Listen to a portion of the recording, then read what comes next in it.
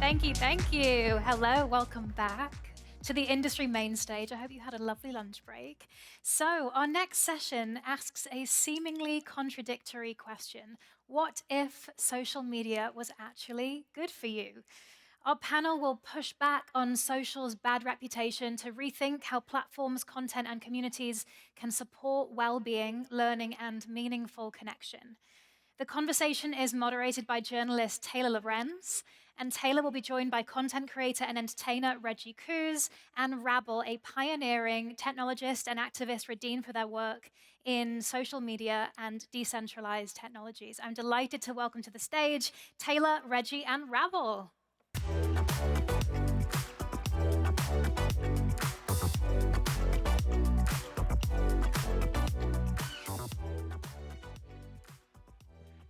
Hi, everyone.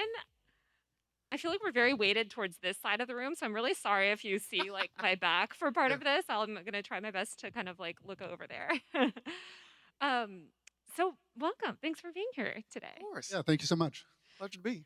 So to start off, I want to give people some background in terms of kind of what decentralization means and how you guys got into it. So maybe I'll start with you, Rabble, since you've been in the game for a long time. Like, what is sort of this idea of this decentralized type of platform, and how did you get into, I guess, into sort of this version of the internet? Sure. I mean, so first of all, it's important to remember that like decentralization doesn't mean cryptocurrency necessarily. That cryptocurrency is Yes. one kind of decentralization, but decentralization just says that the technology is set to run across many different servers or many different applications instead of being controlled in a central place. And the internet itself was designed to be decentralized. You know, when they say, you know, it was designed to withstand a nuclear war, it was the idea that there's no central point of control, and that has huge impacts in how you use the technology and how it works. And you know, when we created podcasting, you know, Odeo was the first podcasting company that was funded. We were really trying to say, how do we decentralize radio, and how do we make it work? And that effort worked. Now you can choose whatever podcast app you want. You choose what hoster you want, what advertising provider you want. And so podcasters have a lot of power in this situation. And then when we saw other social media apps start showing up, we noticed what happened if we didn't have that structural sort of decentralization in it. Yeah, I like that you said the web originally was decentralized because I think actually, like, it's kind of hard to remember, but it's like no one owns all the web services. You know what I mean? Even now, you can go on the internet and it is still decentralized. Podcasting is a great example. You got into the internet through Vine. Um, Yes. can you tell me a little bit about sort of your career and how did you get into this idea of decentralization? Sure. So, like you said, I started on Vine. I was at the very early stages where short content was kind of like niche. And at the same time as me being a creative, I just wanted to find different ways to express myself and my ideas because I knew like I'm talented and but what are ways that I could showcase that without, doing it the traditional way? And as I kept making videos and making new pages for YouTube and Facebook and all the other platforms out there, I ran across a situation where one of my videos got flagged, but they wouldn't give me exactly a reasoning. So I was kind of like, I don't want to say a red flag, but that was something to be like, I got to be cautioned about it. And then 2020 happened, and everybody was like, "Oh, the world is on fire," and the whole the virus came out, and I was basically in my room looking at Twitter, and a bunch of people were like, "Oh, the stock market is going down, and that's why I'm putting my money in the Bitcoin," and I'm like, "Okay, I've heard Bitcoin for about 5 years now. I need to understand like what it is." And the root of it all, it was less about the price, it was more about the decentralization of distribution on a blockchain. So that was just really fascinated with the idea of like what exactly is decentralization. And from that day forward, I was like, I need to really understand exactly what this is. So Yeah, I feel like crypto In a lot of ways, it's so, as Rabble said before, decentralization is not synonymous with the Right. cryptocurrency world.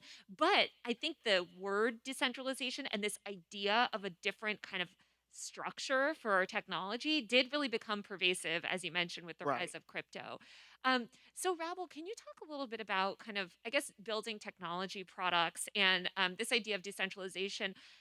Can you first describe kind of how the Web 1.0 works and like why weren't those products decentralized? Like why do we have this internet that we have now? Yeah, so Web 1.0 had this idea that you would go and you would pay for a server and you would put up HTML and images and you'd put up the website and only the webmaster could update it. And Web 2.0 said, well, we should invert that and let the users create stuff and the users build stuff. And when we first did that, uh, there was first blogging, which is how you got started, Taylor, which is just like, oh, I can just post an article easily, and it's my own blog, and the software handles it.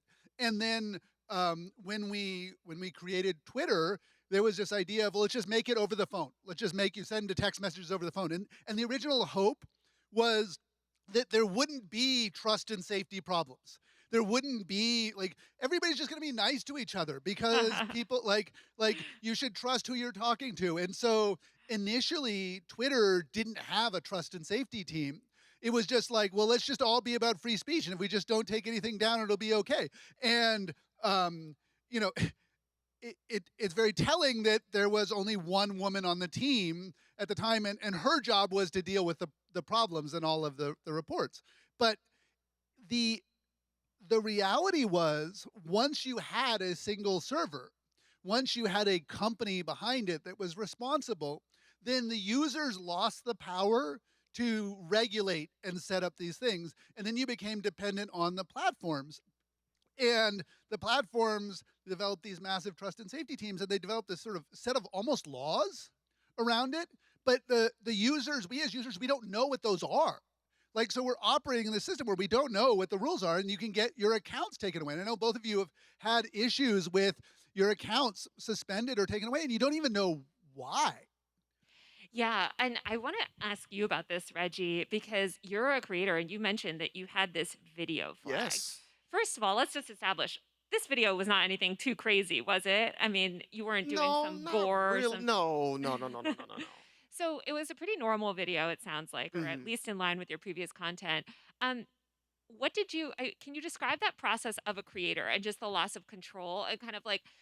Do you think this is a common experience? Because I think it would probably resonate with a lot of people today, even who aren't creators, who have had something that they've posted be flagged as spam or Yeah, removed. yeah. Some of it. So I do a lot of music-based content. Sometimes I'll do covers of songs.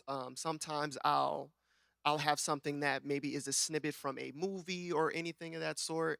And a person that might have a ownership in something along that video, they can flag it, and then when the video goes down, that's considered a strike. And sometimes like you'll have like creators getting back to back strikes, and then they'll flag your page altogether, and then now you're suspended and you can't post at all.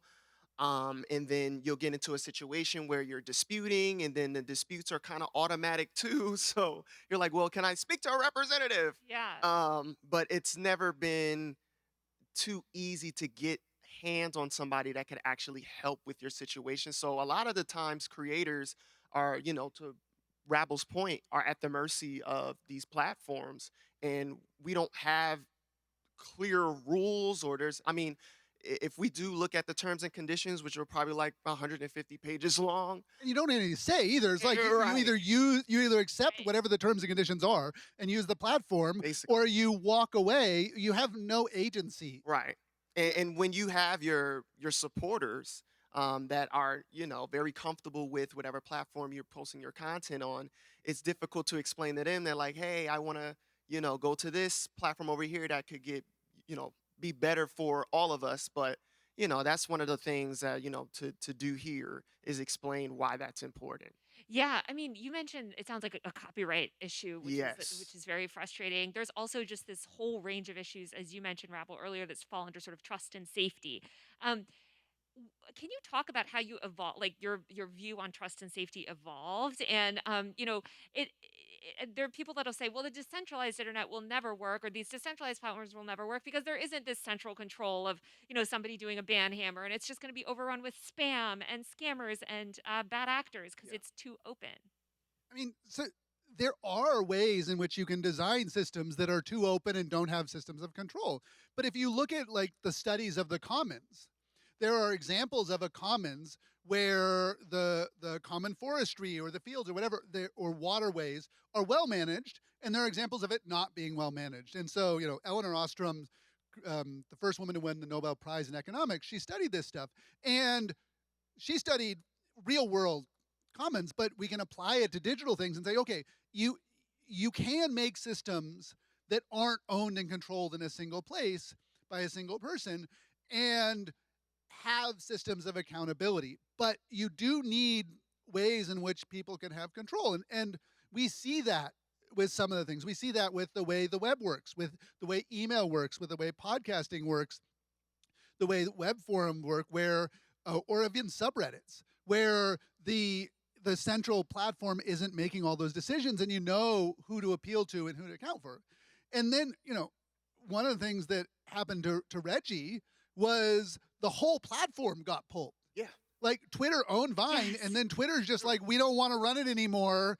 You can't post here anymore, and we're going to take your content away. We're going to take your livelihood away. We're going to take your communities away. And the Viners had no say. No. Well, I think creators don't have a say at all, right? In terms of how their content is distributed, the environment in which people consume it.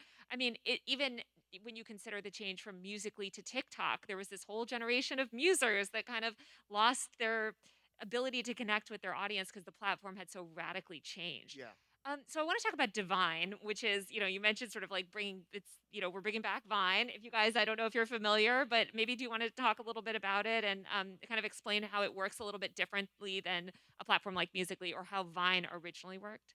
Yeah, so Vine was originally it was an independent project that was bought by Twitter very early on before it launched, and it was the 6-second looping video where you could post stuff very easily, and it was very easy to create and publish, and it started in 2013 and then was shut down in 2017. And last year I was sitting down with Jack Dorsey and we were talking about how do we solve the problems, how do we fix the mistakes of social media that we've made in the past. And one of those was the shutdown of Vine. Like he's very clearly like that was a mistake.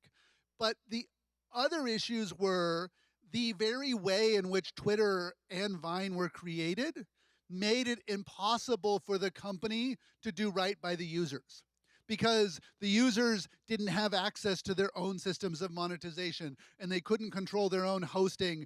And there's a single company that had to decide all the trust and safety rules. And so what we did is we said, well, what if we rebuilt it? What if we rebuilt it in a decentralized way? What if we rebuilt it in a way that was open source, run on a permissionless network, and so that we could have something that users could control? And so that's where Divine comes from. And I first built it with just recording the videos, and then I discovered the archive, and I found that we could get the old archive back. And it was a one-person project to say, oh, I'm going to do this internet nostalgia thing. But what happened was Viners like Reggie and a ton of others saw it and were like, no, actually, I missed that. There was something really important about those constraints, about what was happening and the way it was doing.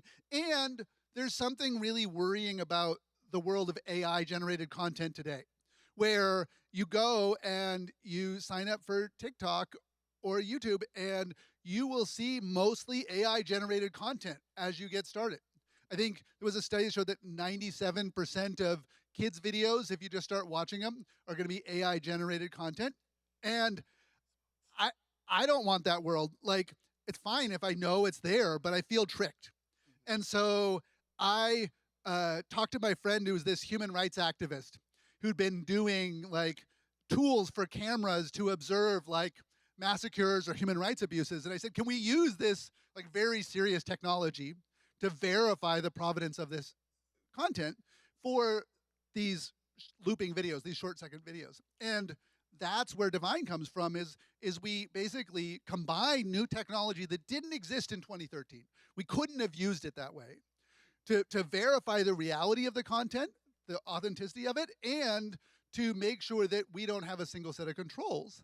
And amazingly, it wasn't just a few thousand people who were interested into it.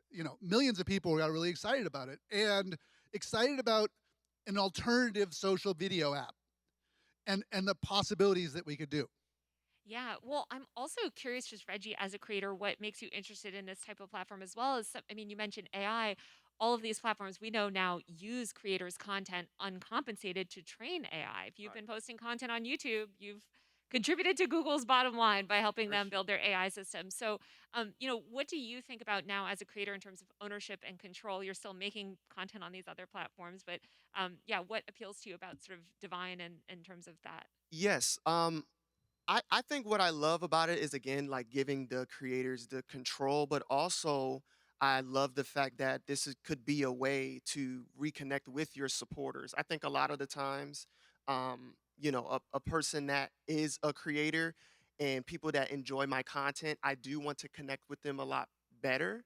And sometimes it could be difficult to do that if it's like, I'm making videos and the other person on the other side is like, oh, I wish I could support them a little bit more by, maybe having different mechanisms that could help us be, I guess you could say, a decentralized, autonomous type of situation. Um, Or just paid subscribers. I mean, Taylor, for your user sure. mag is partially supported by paid subscribers who Yeah. subscribe to the newsletter. Yes, which Substack takes a huge cut of. So, Yeah. Yeah.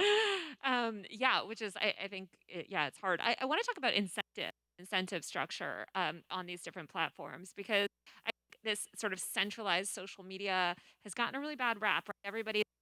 Everybody wants to ban social media now because of these sort of nefarious algorithms. Yeah. How does the incentive structure of a decentralized platform kind of offer an alternative maybe to this sort of algorithmic incentivization that happens with the more centralized? I'll ask both of you guys. Yeah. I guess. I guess for me, I just want to feel like I have the ability to just have a sense of control again. Like I think majority of it is just understanding like what exactly can I do on these platforms and how can I be of service to the people that support me, and giving me clear rules and guidelines of how to do so, and to be on a platform that could give me those type of answers, and give me a specific, like I said, guidelines. I think will be helpful for the creators to understand, like, oh, well, this is the most important thing besides just being on something that's necessarily popular. Does that make sense? Yeah. I guess like I see centralized social media has incentivized certain types of content, genres of content, right? Yeah. Yeah. And I'm curious if you're, concerned, there's so much concern over social media. You're launching this new sort of social platform. How you think about that? Well, so the centralized platforms have, like, they say they offer discovery.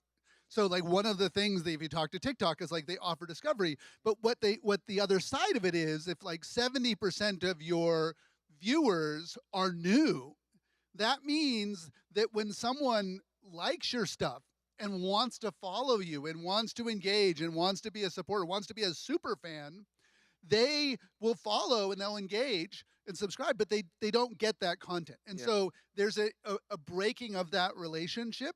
And you know, I spent some time thinking about like the sort of the extreme case of OnlyFans. Like, why does someone pay for OnlyFans? Now, step back from the porn and think about the fact that like you have a bunch of creators who are on there, and there's an unlimited amount of free pornography on the internet. But people are paying for it, and they're not paying for the content. They're paying for the connection to that creator. They're paying to have a relationship there and be part of something. And so, uh, if you look at centralized platforms that are all about advertising and brand deals, and their incentives are to get you to click ads, you're not you aren't gonna go and click on a random different ad and buy from a different place just because of that. If you really care about inclusion and community and connection, and so the incentives for the big platforms aren't to cultivate that audience, aren't to cultivate that thing. They want to control that relationship. Whereas creators on decentralized platforms can say, actually, I want to directly connect. When I subscribe to a podcast, I get the podcast. When I subscribe to User Mag, I get User Mag. Like I know it will show up in my inbox. And but when I subscribe to Reggie's stuff, sometimes I see it and sometimes I don't on some of these platforms. And they're not asking me. For sure. Yeah, I mean, I think OnlyFans is actually a good example too, because I think so often these platforms are, everybody's sort of relying on each other. And, back in the days, OnlyFans, Twitter was a huge driver of traffic to OnlyFans. And then Twitter decided to cut that off, and then suddenly all these OnlyFans creators were left without distribution. Yeah. Um, can you talk a little bit more, I guess, like Reggie, from the creator world? How do you see the creator world evolving, and how are you trying to evolve in this sort of next generation platform landscape with AI coming and everything? Like, what are some of the big challenges that you face today, and how do you see your career evolving in the next few years to kind of navigate those? For sure, yes. What I'm starting to see now that, like, I mean, of course, since AI is here, we got to kind of figure out, like, how can we expand our businesses?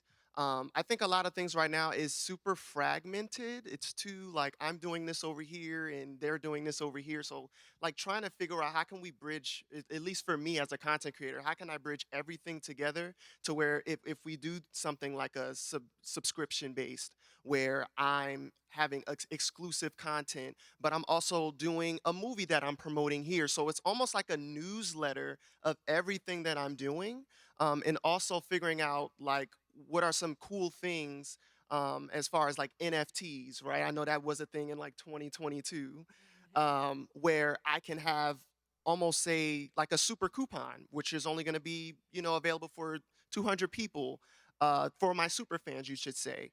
That could be a cool idea. So I think just really navigating, how to use, Claude or, OpenAI and things of that sort. And like I said, bridge the gap. So where it's not like I'm doing something here on Facebook, something here on Instagram, something here on Divine, and something here. I want everything to be kind of like closed in together. Yeah, which is so hard, I think, as these platforms Super are not difficult. interlinked, right? Very If everything difficult. was more They actively fight against the interlinking. Yeah. If you start putting links to your other stuff, they Oh, don't do man. it. Or you put a link into an Instagram post, you can't click It's on like a it. That's death why we have link in bio and all these other things, because they don't want the creator to build this unified experience. Yeah. What do you think it's going to take to get people on board with this version of the internet? Because I think it has all these benefits. It's so amazing. I would argue it's obviously better not just for creators but for users. Maybe not for the CEOs of these billionaire tech companies, but how do you think the public can advocate for this? Because it feels like a lot of users don't have power against these big platforms. So there's a concept called POSI, post on your own site and syndicate everywhere. And I think that that's really useful, to think that you should have your own domain, your own site, your own place that you can control and post to all these other places. That's why we have alternative Instagram accounts. So, if the first one goes away, people know to follow the other one. And I think that you shouldn't stop using these big platforms where people are, but you should sort of work on migrating your users as your audience to something that you have much more control over. And so, the thing that blew me away with Divine's sort of attention that it got was people weren't excited about the open source. They weren't excited about the decentralization and the permissionless and everything else. They were excited about two things. They were excited about getting the old videos that they missed back, and that we were actually actively taking a stand against AI slop. And so I think that it's important to not overthink this, and realize that people want to have fun and they want to be entertained and they want to connect, and just give them that. Reggie, did you have thoughts? I didn't mean to. What was the question again? I'm sorry. I was just asking, but in terms of like digital, how can you get people on board with this Oh, digital idea? yes. I think, I mean, for one, I've always been a strong believer of, like, hey, if you don't know what you're doing, go first, right? Like, sometimes it does take an example for people to kind of see in order for it to make sense to a lot of people. Even when Vine came out, like I was literally shooting 6-second videos, and my friends were like, "What are you doing?"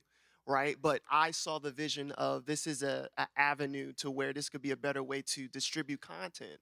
And sometimes it does take, a lot of errors and trial and error to see exactly what can you do, what resonates with your supporters and your audience, to get to that realm where like, oh, I think decentralization is a better economy for the creator, so yeah, I think it's just a matter of just keep having at it to find out different ways of why people would be interested in something like this. I read somebody came up with a term a couple months ago on Twitter called digital homesteading, and they were talking about the Hmm. rise of AI coding tools and people building their own little spaces online. Hmm. And I love that idea, and that's kind of how it feels. I feel like using maybe one of these sort of next generation platforms, whatever. But it's like you are able to kind of cultivate your own little space online, I guess. And we see two kinds of AI or machine learning large language models. You see the one which is this automated content farms, Uh huh. and it's mediocrity,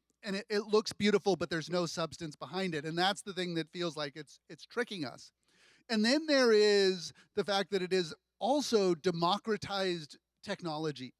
It is now very easy for someone who does knows what they want, but doesn't have the technological ability to build it, to build their own thing. And so, I built Divine as a one-person project. Now, you know, I also built Odeo and was around when Twitter was built, everything else. And the original Twitter prototype was built in a day. We started at 9 a.m. We demoed it at 6 p.m. And it took a couple months to get something that launched. But now you don't have to have sort of a small group of very, very technical people. Anyone can do that. And so you should stop thinking of these things as, oh, that's the technologist in San Francisco who can go do this. But use those tools and realize that when it's empowering and when you're using it for creating stuff, then it's a positive force, and it's not doing the AI slop and tricking and sort of mass content farms. Yeah. Yeah, which is such a race to the bottom. And I think a lot of people are just getting really sick of these feeds, sick of AI slips, and Sure. sick of, like you said, feeling tricked, right? People want real human connection. And I think that's seems to be what we're losing, or sort of what we've lost with this era of big platforms. 1,000%. So Yeah. maybe that's how we make social media better. I know that was the original sort of title for this panel. So I was going to ask one question, final rapid fire before we go off of like, what is the one thing that we could do right now to make social media better? So we make it better by changing the power structures and the incentives behind it.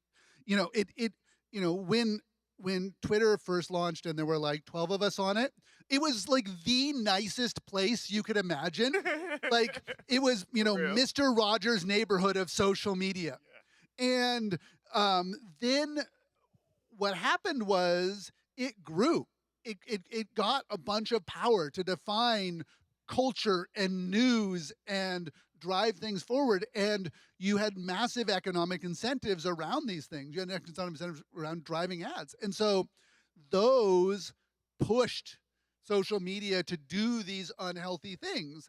And so if we can build a social media ecosystem that is based on the right kind of incentives, that supports healthy community building activities, then it's very different. And I think we will have different outcomes. I agree. I think being intentional of what you want to build, and for me, since I've been in OG and I've been in this space for a very long time, I want to be able to give back, and I want people to be a part of my journey. And for them doing that, I have to get them to understand what decentralized is, and having a subscription base to where people could kind of understand what the value they're getting into me. So really just educating of what this is, and yeah, for the most part. Awesome. Well, here's to a much better social media future. So thank you guys so much Woo woo. for your time Thank you today. so much. Thank you.